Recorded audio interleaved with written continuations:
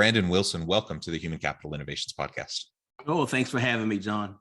It is a pleasure to be with you today, and I'm excited to have a nice dialogue today about a really interesting topic. We're going to be talking about leadership sabotage, really what that means, what goes into it, and the consequences of not being prepared for it.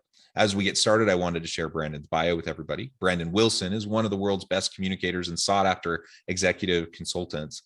His impact has helped leaders realize daring pursuits, from building college campuses to addressing global wealth disparities. But more than this, Brandon is a survivor of leadership sabotage. His bout with betrayal, theft, and deceit cost him more than $600,000 and threatened his livelihood in an unthinkable way. Brandon's experience has taught him that despite a leader's talent level, having an inability to survive leadership sabotage can stop anyone from realizing their full potential. I think that's super interesting. I'm super excited to have this conversation. Before we dive on in, anything you would like listeners to know by way of your background or personal context? No, I think you did a great job. There's only one thing that I would add is that I am passionate about helping leaders unlock the courage, the strategies, and even the pathway to doing really bold and audacious things. And that's what drives me every day, which makes this subject incredibly timely, because leadership sabotage often plagues those who want to do things more and advance further than where they are right now. So as soon as you want to improve yourself, improve your organization, improve your leadership, advance in any way, sabotage is activated and will quickly get to work. And so we want to get to work on how to decode this nemesis to progress so that we can become a better version of ourselves. Oh, I love it. I love it. So let's start really, I guess, by defining this. I think everyone listening probably has an idea in their mind about what leadership sabotage might mean or what their experience with that might be. But how do you frame that up in your own mind? And then we can go from there. Well, Jonathan, I would actually be curious to know how many of your listeners truly have an accurate idea of what leadership sabotage is. First, let's talk about what we believe it to be. We believe it to be these high-flying acts of theft that's coordinated with multiple people, and they come in and time it precisely. And there are these corporate coups that happen that threaten our jobs and our livelihoods, and these really coordinated and clean activities that are really big and bold. Sabotage is that. It is that. We see that with corporations who cook the books and who lie and get other people to go along with them. Look at Enron. You look at people who are professional fraudsters, or who become professional fraudsters, who have these headline grabbing activities, like Elizabeth Holmes and company over at Theranos, who knowingly took people's money for a product that was inadequate and insufficient, and got people to go along with those things. But it's not just that, and it is also other things. And so the definition, the working definition for you and your audience members, and we define it in the book, is any activity. I'm going to back that up. Any activity that seeks to destroy, frustrate, or slow down your pursuits for personal gain. Any activity. So now let's look at that definition again. There are people who were at Theranos who simply lied to visitors and said, listen, there's nothing in that room, no need to go there. A small lie, they will never come up in a book. Their name will never be presented in a courtroom. They knowingly sabotaged that person's pursuit to getting to that room, whatever that investigator's role was, whatever that investor's role was, whatever that board member's role was. They frustrated, slowed it down for personal gain. And maybe that personal gain was to curry favor with the CEO, or to not have their jobs it's part of any investigation.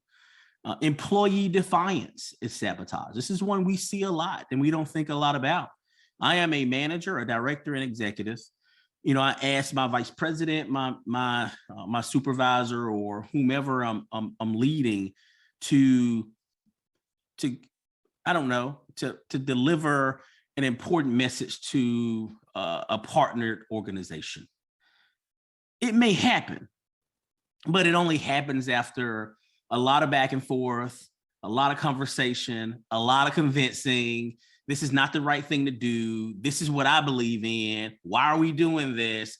That defiance frustrates, slows down the director or supervisor or executive's pursuits for personal gain for that person. And so when you start thinking about it in a holistic sense as any activity, you start to quickly realize that sabotage is all around us. I mean, it is sweat to a marathon runner. Sabotage is the air to any leader seeking to do big things. Yeah, thank you for that. What comes to mind as you're describing that is there's all these different types of sabotage that can occur. It can be external to us. There can be others around us, behaviors, things that are said, even sabotage-oriented mechanisms that may be intentional or unintentional within organizations. But there's also self-sabotage. There's Absolutely. Also, right? We self-destruct all the time. We shoot ourselves in the foot all the time, and we engage in self-sabotage, I think, more often than many of us would think. And any thoughts on the self-sabotage element? I have multiple. The last 35 to I think 40% of my book focuses on self-sabotage, and it hones in on it. And let me stop for a second to share that when you go to the bookstore and you want to become a better version of yourself, we often find books about how to hack a system, how to get things quicker. If we don't talk about systems or mechanisms, we talk about how to get other people to do things, how to lead with carrots. And then when we talk about ourselves, how we can become better interpersonally or personally, we talk about things like being resilient, showing up on time, doing what you say you're going to do. In each one of those genres, there is a gap. And the gap is understanding the forces and overcoming the forces of sabotage, of leadership and self-sabotage. For every Dr. Martin Luther King Jr., there were thousands of him. There are probably hundreds of Dr. Martin Luther King Jr.'s. Let's be very clear. 99 of them were victims of sabotage, whether they be external or self. Steve Jobs. There are likely 300 other Steve Jobs who had bold ideas to change the way we communicate with the world. There's only one Steve Jobs who survived. And he was a brilliant guy. He survived leadership sabotage from John Sculley. He was even a victim of it and overcame it. And in the second act, he became best known for his wisdom and his ability to discern those who were for his pursuits and those who were not for his pursuits. And we consider those leaders, Dr. King, Steve Jobs, and others, incredibly wise because they mastered this very rarely talked about leadership discipline that we're talking about today. And the reason it's so important to understand how to master and then overcome the forces of leadership sabotage is, like in the instance of Steve Jobs, like in the instance of Dr. King, if we don't have those abilities, we allow saboteurs to rob the world of the gifts of our leadership. And this is why this is so consequential today. But to your question, Jonathan, what's really important is to know that those same forces that we talk about external, that steal, betray, that frustrate, displace, misplace all of our pursuits, we have those same attributes within us. And we steal, betray, and lie to ourselves probably more effectively than anybody else can. And so the last 40% of my book, and you can almost cut it in half, but the last portion talks about overcoming self-sabotage. And to do that, it is first understanding the fact that the best, most skillful, most cunning saboteur is likely looking you in the mirror every day. The best thieves of our ideas and pursuits have our hands. And once we realize that, we can really take a comprehensive look at the forces of sabotage, and then take an honest look to see, with cues, which are outlined in the book, I call it the spectrum of susceptibility to self-sabotage, finding yourself on that spectrum to figure out what forces, what things in your lived experiences lead you to sabotage yourself consistently. And when you realize that, there are also tactics and actionable things inside the book that you can do to start not sabotaging yourself and start becoming a better version of yourself. So how do we start to do that? How do we short circuit the sabotage, either self-sabotage or others around us? You mentioned Jobs and others who were able to, they got really good at recognizing who they could trust, who was really in it for the vision of the organization and of Jobs or whoever the leader was, versus who was looking for ways to position themselves through various sabotaging techniques and politicking and just all the other nonsense that often happens within organizations. Yeah, let me first make a comparison, and then we'll get into how to diagnose your environments, your networks, and yourself.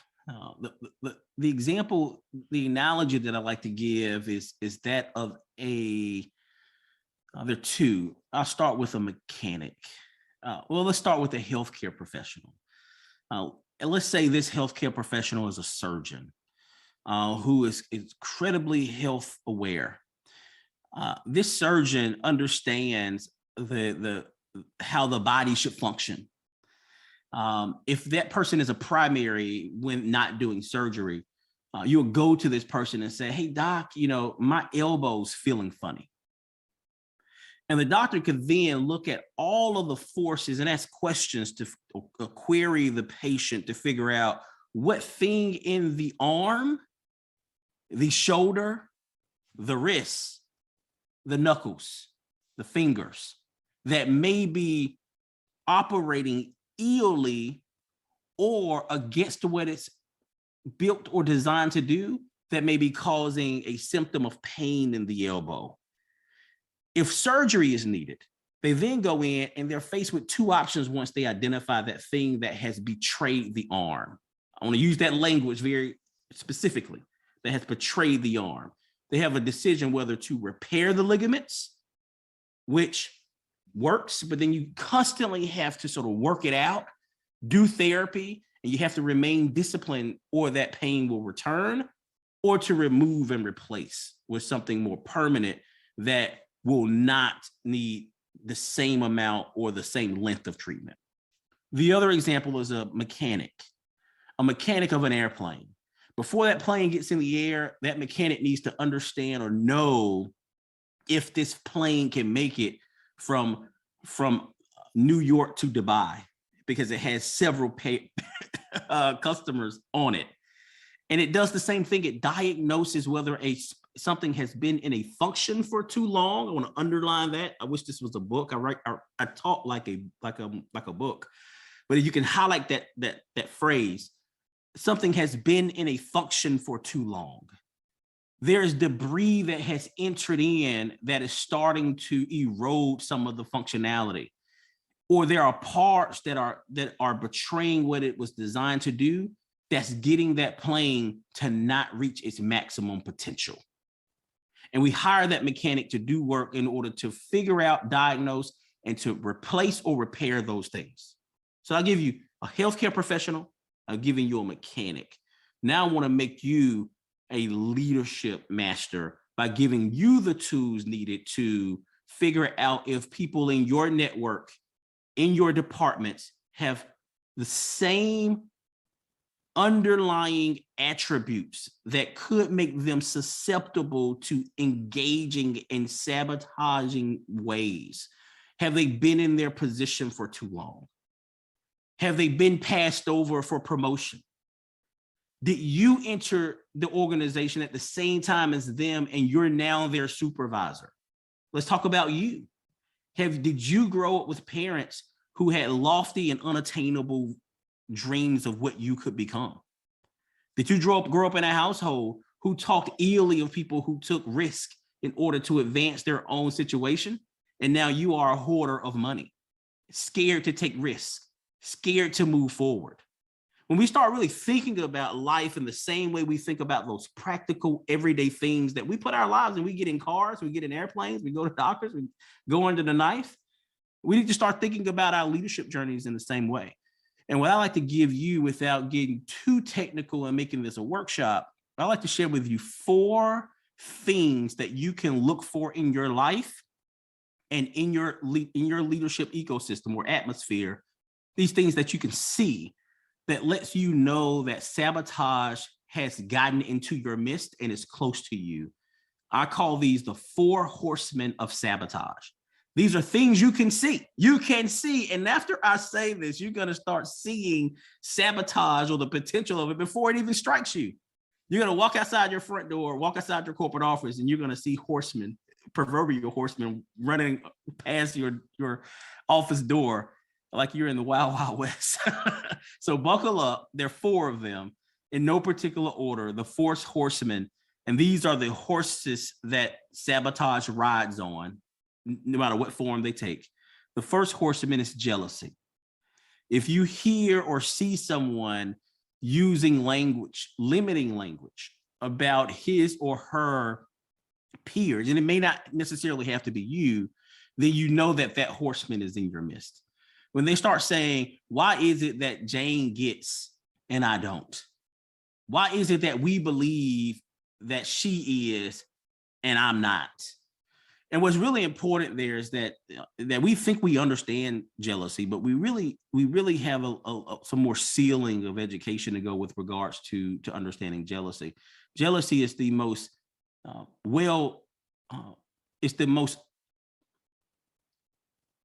jealousy is the most misunderstood of the horsemen. It starts as a notion at jealousy. Why is the pie is fixed mentality? But if it escalates, if that horseman becomes more skilled, it becomes fueled by covetousness, which is a force that drives activity that leads those around you and even yourself to start taking action to conceal, steal, or hide opportunities for progress from you. And in cases that gets really severe, we may hide, steal opportunities, or the saboteur does, from other people. And then once we get those folks out of the way, we take and utilize those opportunities we've stolen and hid for ourselves and our own personal gain. And so there's these levels to this horse of jealousy, and every one of the horses has levels. There's another horse of lying.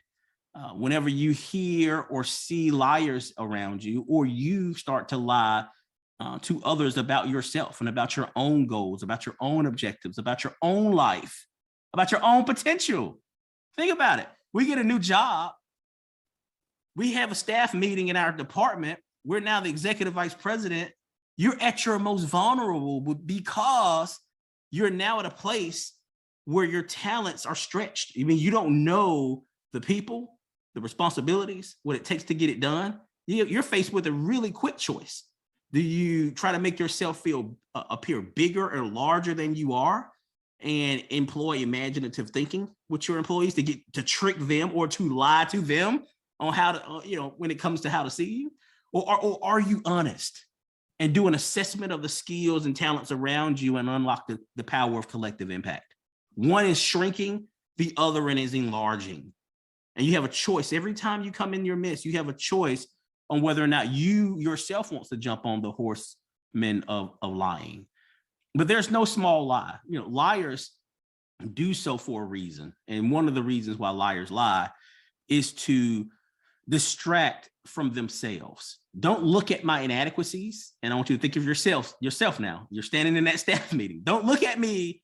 I want you to look at some of the things I did when I was comfortable, capable, and masterful. Look at my past, and I want you to believe that. Don't look at me. Don't look at my vulnerabilities, my weaknesses, and my opportunities for development here. And the fact that I desperately need you to perform in order for me to rise to the next level. That's one of the reasons why liars lie. Another reason why liars lie, and the reason why it's so important that we stop this horseman, is because it prepares us or equips us with insufficient or inadequate information to make decisions. So that's why there's no lie that should go missed. Now, the other horseman is arrogance, and arrogance needs no introduction.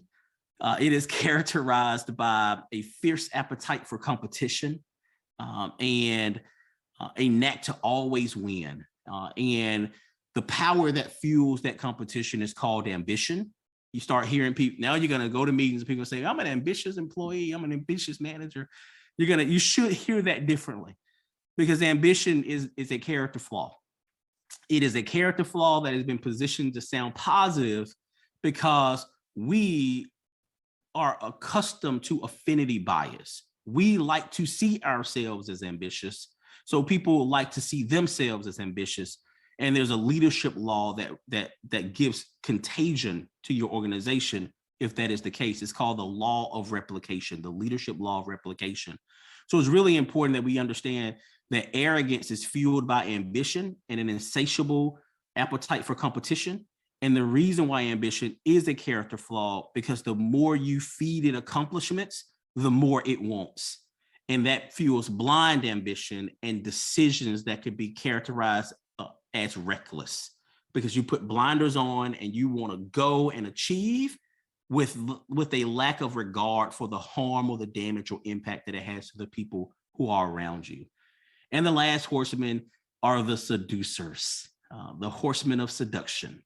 And we're not talking about in a sexual sense. We're talking about in the luring sense. There are people who use this horseman and all of its forces to get us to go along with them, along their journeys and adventures to do incredible things. They're well manicured, they're exciting, they are charismatic, people love to be around them, and they are stamped with right on their forehead as high potential. This is a high potential leader, and they know it, and they need you in order to unlock every plus or every advance that they ever get. Because they may be fueled or intoxicated by the same ambition or character flaw that we talked about.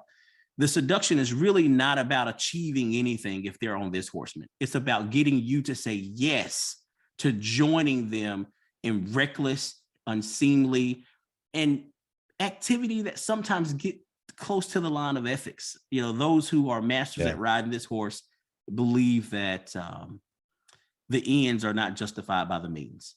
And the more people that they can get around them to go along their journey, the more patsies they have to throw under the bus if danger gets close to their doorstep.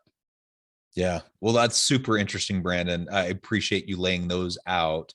And I definitely, as you're describing each of those, I'm like, yeah, I see those around me all the time. And, they just, unfortunately, we are fallible human beings, and we're in messy organizations. And so there are plenty of really good, healthy people who do healthy things. And then there are plenty of unhealthy people. And so we just need to be aware of that. Well, Brandon, it has been a pleasure. I note the time, and I'm going to have to let you go here in just a minute. But before we close, I wanted to give you a chance to share with listeners how they can get connected with you, find out more about your work, your book, and then give us a final word on the topic for today. Yeah, BrandonWilson.co. Go to BrandonWilson.co, BrandonWilson.co. You can buy the book there. It's called Sabotage: Leadership That Overcomes Betrayal, Theft, and Deceit. You can also book time on my calendar and share with me some of the challenges that you're facing in your leadership journey. And I will, for free, no strings attached, respond to that calendar request and share my time with you to help you unlock the next levels of your life. Wonderful. Thank you, Brandon. It's been a pleasure. I encourage leaders and listeners to reach out and get connected, find out more about what Brandon can do for you. And as always, I hope everyone can stay healthy and safe, that you can find meaning and purpose at work each and every day. And I hope you all have a great week.